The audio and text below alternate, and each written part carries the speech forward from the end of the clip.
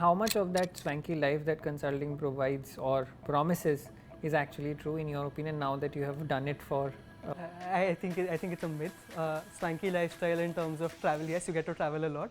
But when you're typically traveling, so I recently traveled to Europe, you could say that approximately 11 to 12 days I was sleeping 6 hours a day and working 16 hours a day. The remaining 2 hours is what I had to myself. Did you ever feel like you don't know something? You felt like you are the stupidest of the person in the room? I think that happens on an everyday basis.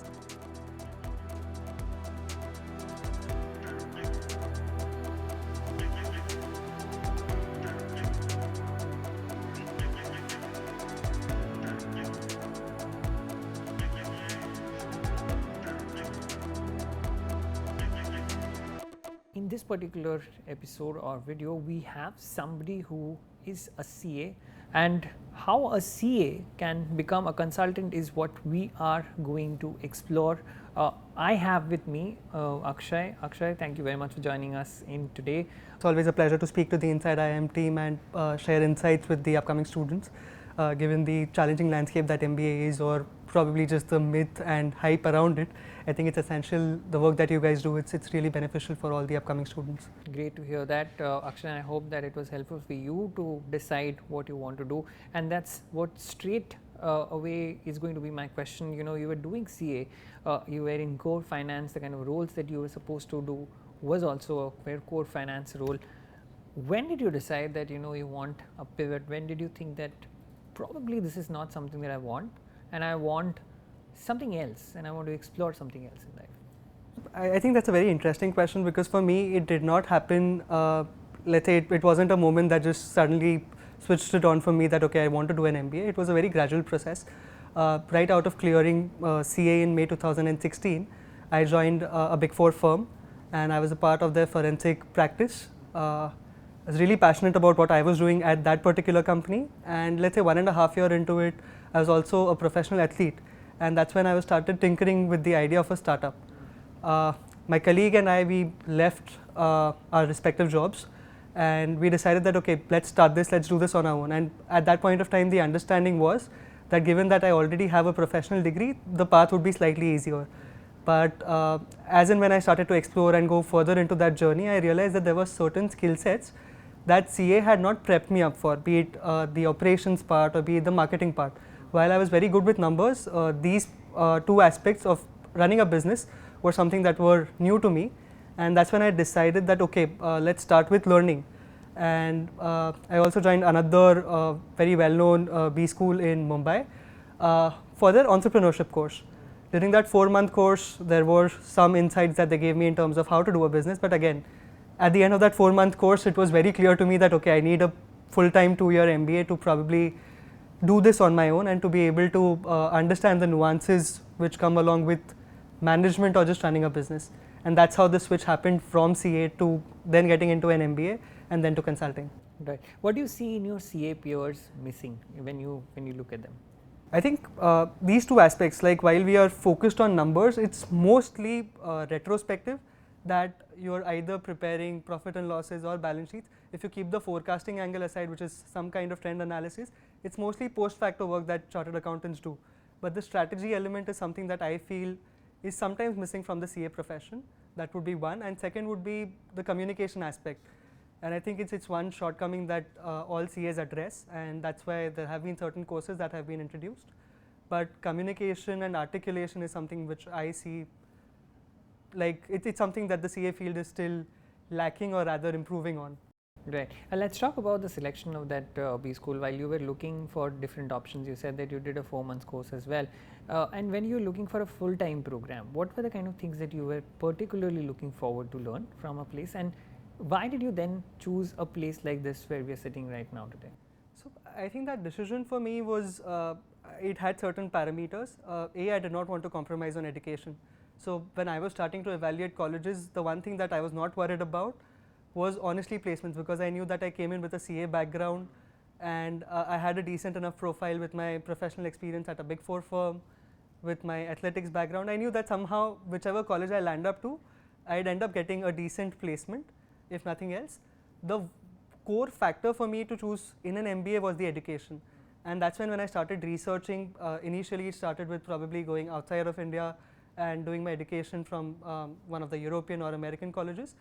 But during that research, I kind of just stumbled upon Bocconi Asia Center that had just started, and I think when I joined, it was still just 6 batches young.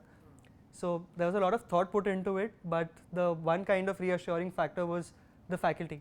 And the moment it was explained to me, made clear to me that the faculty is still the same faculty that teaches at Bocconi Milan, I think that's when I made up my mind that yes, for education, let's go to this college and not any other college. When did you expose yourself to consulting in a big way? Because you were working with the Big Four anyway. Was the exposure happened during that time when you were working in your undergrads, after your undergrads, or you kind of formulated your ideas better when you came in here? So I think for chartered accountants, especially, the Big Four is the holy grail. So like when you are doing chartered accountancy, most of the times the end goal is that you'll probably end up in a Big Four and start working there to get exposure, travel, and everything that's associated with consulting. So immediately when I cleared my CA, I knew that I wanted to join a Big Four.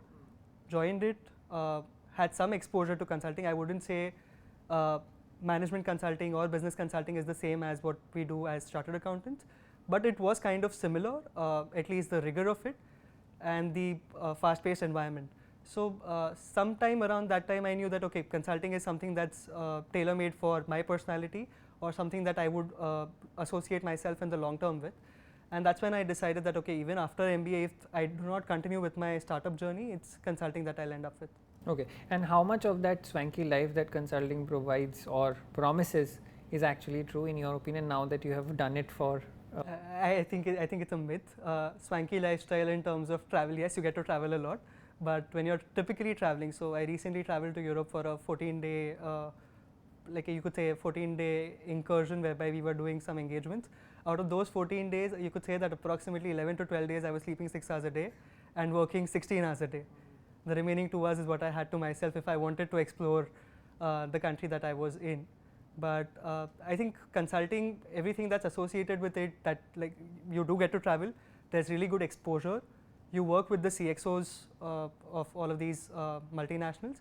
So in that way it's good, but I think something that is not emphasized on enough is the rigor that goes into consulting as a profession and the kind of output that is expected by every client that you are trying to deliver value to. Right. When a CA tries to become a consultant, what exactly do you have to, do you have to shed in yourself? The first thing that you have to probably say that, probably the person that I was, the way I have approached things might not work here, and if you can just substantiate it with an example that has happened in your case. So I think as a CA, it's mostly mechanical. There are some set rules, some set guidelines, or you could say some set formulas which you typically apply to different situations, be it markets, be it the financials of a company. You're supposed to follow a particular guideline, and I think that's the first unlearning that you have to do if you want to venture out of chartered accountancy into management. I think being open to new ideas, being open to new possibilities, and exploring solutions in a way that are not previously defined, I think that's one aspect that was a major change for me.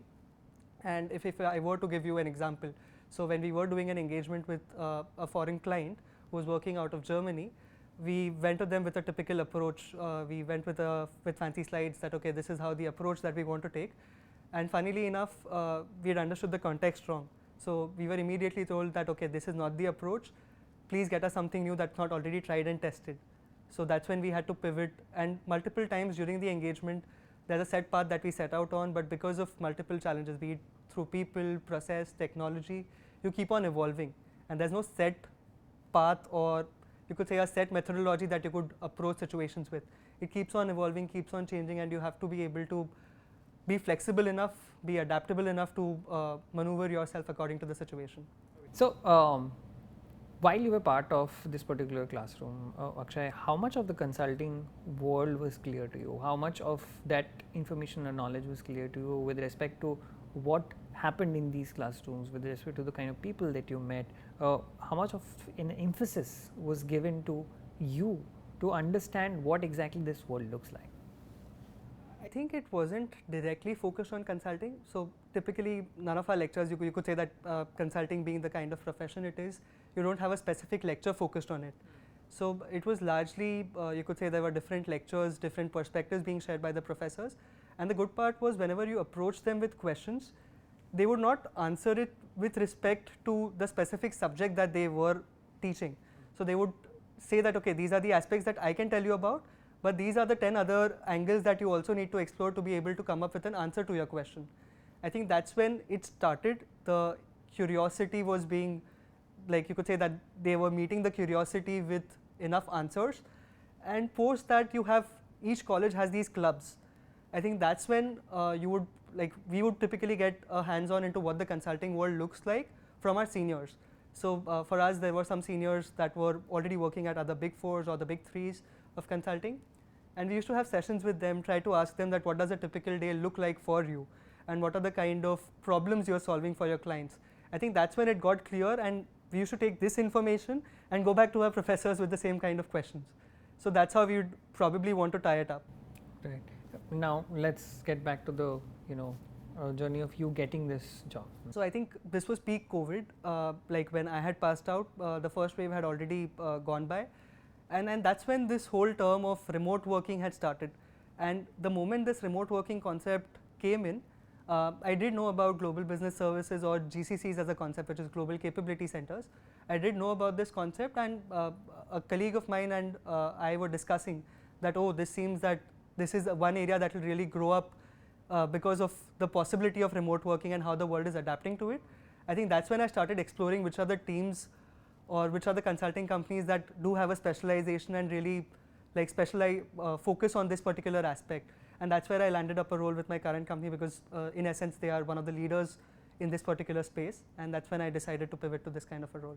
Great. So what does a day look like for Akshay, who is a consultant, right out of B school? What kind of a role can you expect as a student as well, and how is the growth opportunity in a firm like yours? So typically out of B school, especially if you're getting into consulting, one thing that really matters is whether you have a previous background in consulting or not, because when you join consulting, typically you are hired as a fresher unless you have some background into consulting. As a consultant, a typical day would be that you go to office, you first huddle up. That's probably half an hour or 45 minutes of the meeting in terms of planning what the day looks like, and that's where you have your managers, your directors come in, give their insights as to these are the targets that we need to accomplish, what was done in the previous day, and set out a plan for the upcoming day. Typically, once that is done, 11 to 1 or 11 to 2, you could say, is set up purely in terms of meeting and aligning with business stakeholders from the client side. And once that's done, you probably break out for lunch for half an hour, and then you spend another 2 to 3 hours just trying to complete all the deliverables and notes that you've gathered from the calls that were previously scheduled. That's when you, again, typically around 4:30, 5 p.m. you huddle up in terms of just checking on the progress for the day, what are the remaining action items that need to be prioritized. And 5:30 to 8, 8:30 is when you try to put those into action, send out a daily report or a daily update that this is what we've been able to achieve, this is where we are facing challenges, and typically around 8, 8:30 is when you try to log off. But as I said, so this is an ever evolving environment. As a consultant, this is what it looks like, but as and when you grow within the particular role that you are in, you are expected to start pitching in on proposals and help with other initiatives which are related to business development. As you evolve, your focus shifts from delivery to business development, and the focus on execution is very limited. So that's how I have seen people within my team, and that's how I have evolved over the last 3 years that I've been with my current company. Delivery happens. The focus is still to ensure that quality remains, but there's also a certain element of business development that's come into my role. Great. So tell me a little bit about these 3 years. What kind of projects have you worked on? Does something stick out to you as something that you would like to remember, and if you can give us some anecdotes from that? So luckily enough, I've been able to work across work streams or across functions. I've done projects on finance, procurement, HR. One of them was for one of the largest Indian conglomerates that we have. So that was a really insightful experience, because you got to work with the CHROs of these large organizations in terms of understanding what are the policies, what can be done. The other interesting experience was when we did this large build out or the post merger integration of a large automotive company, they acquired another company, and to be able to help them and support them on the transition, to share a seat on the table with probably the CXOs flying in from different countries. I think these have been some really memorable moments, and to be confident enough to probably share your thought and at the same time share your perspective with them. I think that's been a growth journey. That's, I think, something that is the highlight of my professional career. Did you ever feel like you don't know something? You felt like you are the stupidest of the person in the room? I think that happens on an everyday basis. So every time you speak to a client, obviously, and I say this about consulting, the client always knows more about their respective business more than us.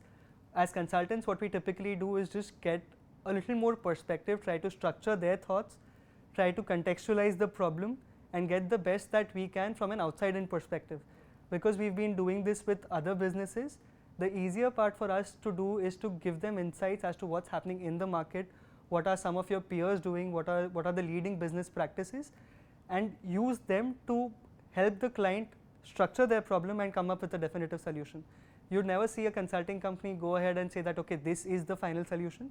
It's always recommendations based on insights, based on working with their own stakeholders. So we typically spend, like if it's a 8 or 10 hour workday, we typically spend 3 to 4 hours just understanding details or nuances about that specific business with that client. And every time that happens, you feel that, okay, this is something that's new, this is something that's new, but I think that's bound to happen with each and every business that you interact with the nuances that each individual brings in terms of a perspective. Okay, I'll tell you a perspective that I have gotten from one of the employees of a client of a consulting firm. That person, where he has seen the consultant coming in, he had a beef with the consultant, saying that they just come in from different places, they have a bunch of ideas that they come in with, they have some frameworks that they put, they don't know the ground realities of the company, they don't understand what we need, but they just come in here, they charge us a bomb, and then they just dump the solutions to us. Is this another side of consulting that you get to see? So I wouldn't agree that we, in a sense, do this, but we do face this resistance from a lot of stakeholders, and I believe it's bound to happen. Because, for example, somebody like me who's probably at 5 years of work experience or 6 years of work experience, when I am going and interacting with a particular manager who's been with that company for 20 years, and probably going to tell them that, okay, I'm here to help you, it's a concept that's very, you could say, offending to them, or you could say it's offensive to them, where they are saying that, how come you know more about my business than me? But then again, I think the way you work around these is try to communicate to them that you are still the person who's owning the decision. What we can try to do is help you with certain set of solutions, and that's where these frameworks come in. What we do also try to do is to avoid this particular myth where they say that we don't know the ground level reality. We've started associating with them from an implementation perspective, where even after we have delivered a particular idea, we help them stabilize with that particular process or with that particular recommendation.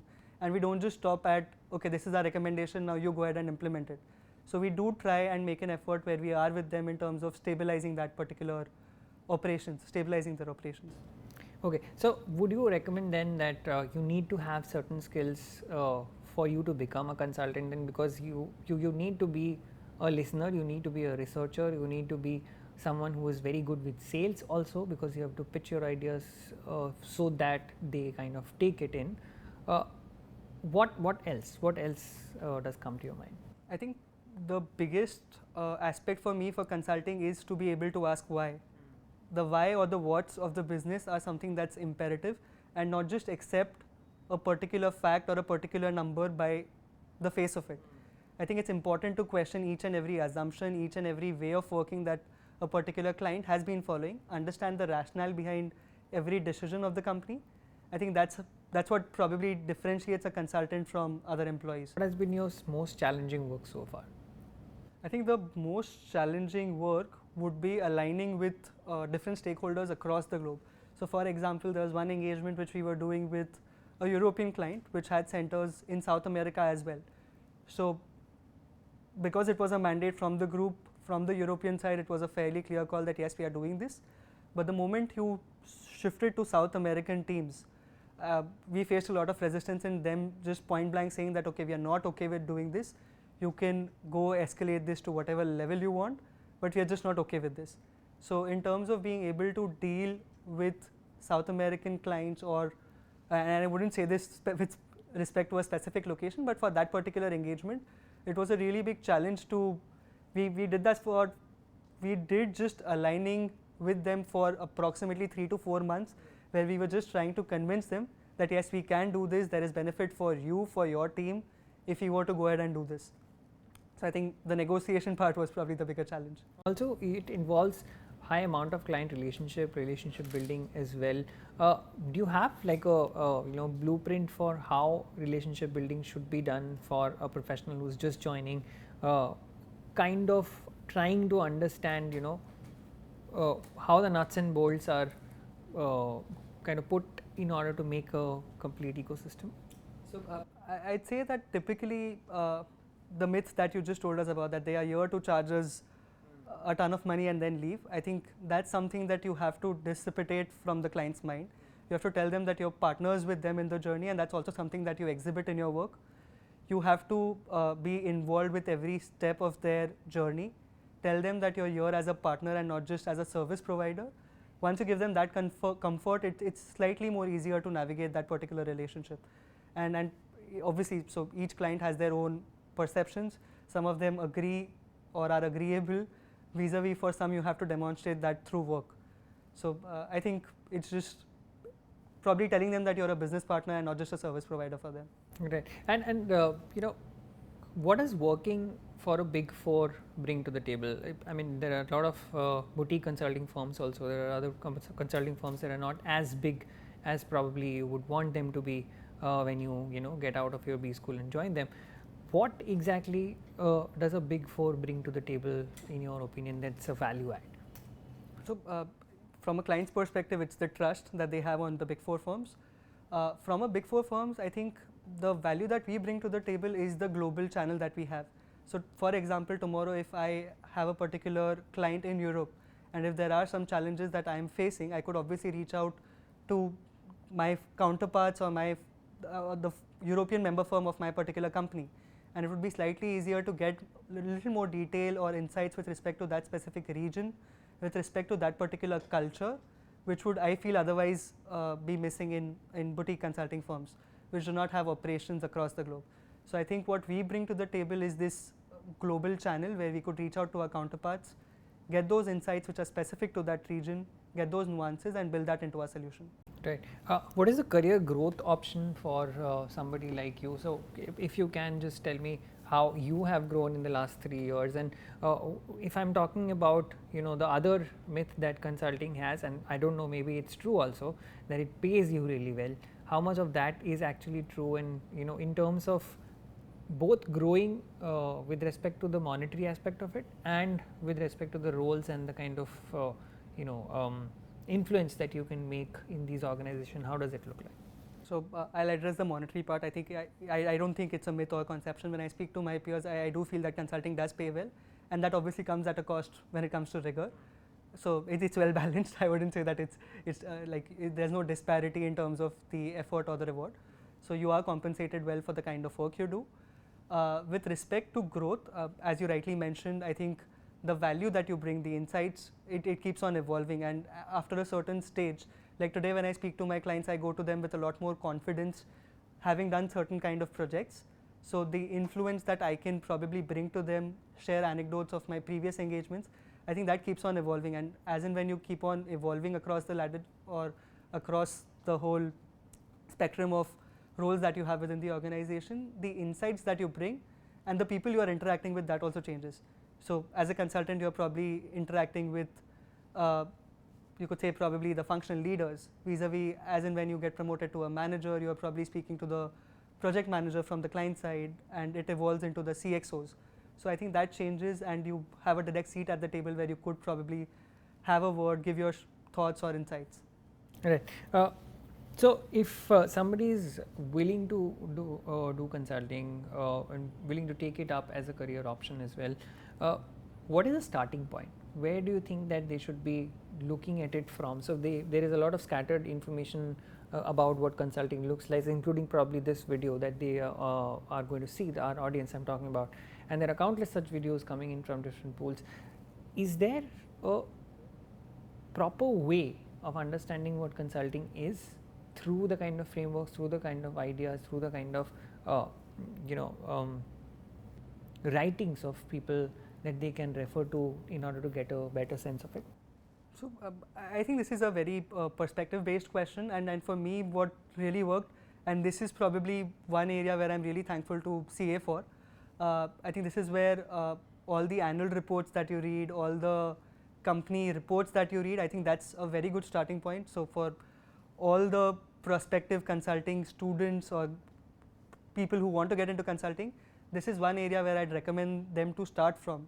Just get your hands to an annual report, to probably a director's report. Go through each and every line with a curious mind as to why is this being said, why are they wanting to expand into a particular market, what is it that they could do differently just from an annual report, and try to make sense of the numbers rather than just reading the profits. Let's say that, okay, they have a NPAT of 10%. Why is it that they have an NPAT of 10%? What are the key cost elements?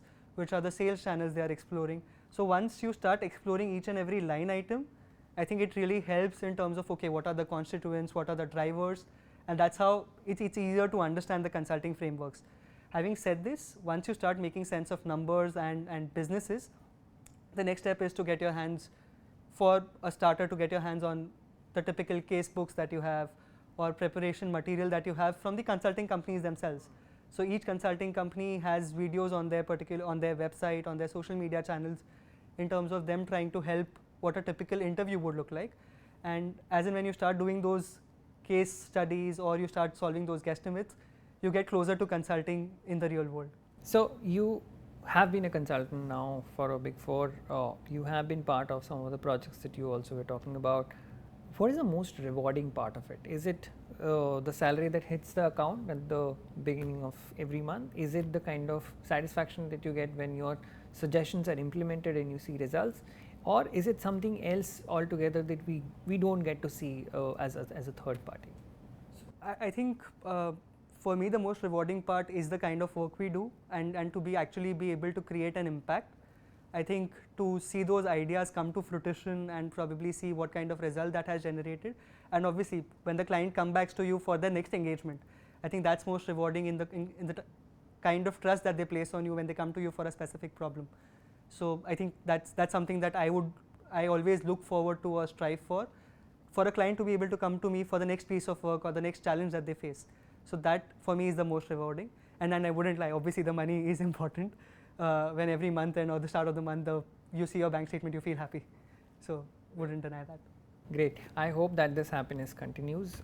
I hope that you grow as a consultant as well, and I hope that this particular video was helpful for people who wanted to know how a chartered accountant actually became a consultant and what is the life looking like right now.